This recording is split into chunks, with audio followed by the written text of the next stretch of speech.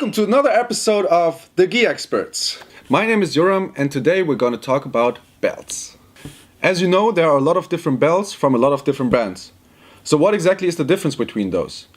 If you shop online, it's quite difficult to determine what exactly is the difference between one belt to another. The first belt I'm going to show you is the Tatami Belt. The Tatami Belt is pretty thick and stiff when it's new, but the stiffness will disappear after a couple of weeks.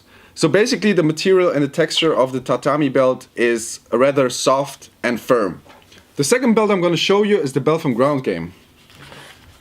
The belt from Ground Game overrules the belt from Tatami in terms of thickness. So this one is it's pretty hard to bend, and the structure of the material is way tougher than the one I showed you before from Tatami. The third belt I'm going to show you is the belt from Hyperfly. This one I think is one of the most stylish belts. The blue variant, for example, as you can see, the stitching, they have a different blue than the belt itself. So I think it's pretty cool. This belt feels strong, yet flexible and compact.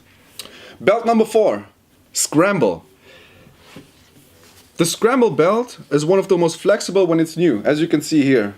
This one is pretty different to all the other ones I showed you before.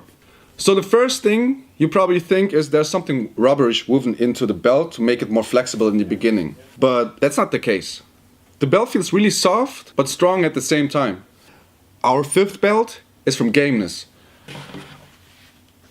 The Gameness, if you first touch it, it feels like a belt that is not made out of a material that is pretty rough. It feels a little bit less compact than, for example, the one from Hyperfly or Scramble.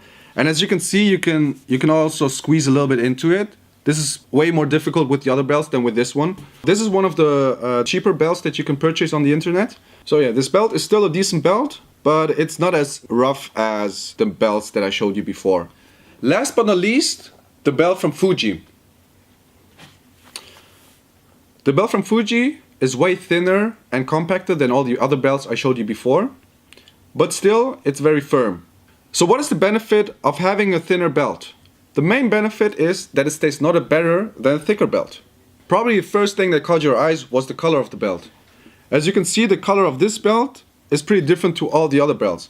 The other belts have more like a dark blue, and this one it's pretty light. That doesn't change the fact that you can still use this belt for competitions. Thanks for watching our video. If you have any questions, if you have any recommendations, just leave us a comment. Don't forget to subscribe. See you next week. Peace.